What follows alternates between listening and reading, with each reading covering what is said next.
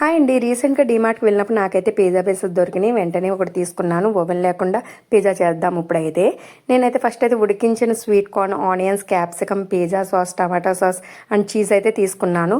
ముందుగా ఓ ప్లేట్లో ఈ పిజ్జా బేస్ పెట్టుకొని పిజ్జా సాస్ అప్లై చేసుకొని పైన క్యాప్సికమ్ అండ్ ఆనియన్ పీసెస్ వేసుకొని అండ్ ఇంకా స్వీట్ కార్న్ కూడా వేసుకొని పైన అయితే చీజ్ అయితే స్ప్రెడ్ చేసుకున్నాను. తర్వాత స్టవ్ మీద బాండి పెట్టి లాన్ ఒక స్టాండ్ కింద పెట్టి మూత పెట్టి స్లో ఫ్లేమ్లో 10 మినిట్స్ అయితే ప్రీ హీట్ చేసుకున్నాను. తర్వాత అయితే మళ్ళీ మూత ఓపెన్ చేసి ఈ పిజ్జాని అయితే పెట్టేసి మళ్ళీ మూత పెట్టి 10 మినిట్స్ లో ఫ్లేమ్లోనే బేక్ చేసుకున్నాను. ఇంకా పిజ్జా అయితే రెడీ అయిపోయింది. చూడడానికి చాలా బాగుంది కదండి. దీని మీద కొద్దిగా చిల్లీ ఫ్లేక్స్ అండ్ కొద్దిగా టమాటా కెచప్ అయితే వేసి కట్ చేశాను. పిజ్జా చూడడానికే కాదు తినడానికి కూడా చాలా బాగుంది. మేమైతే వెంటనే వేడివేడిగా అయితే టేస్ట్ చేసేసాము. సూపర్ అయితే ఉంది. మా అబ్బాయికి కూడా చాలా బాగా నచ్చింది. మీకు కూడా నచ్చితే కనుక మరి లైక్ చేసి సబ్స్క్రైబ్.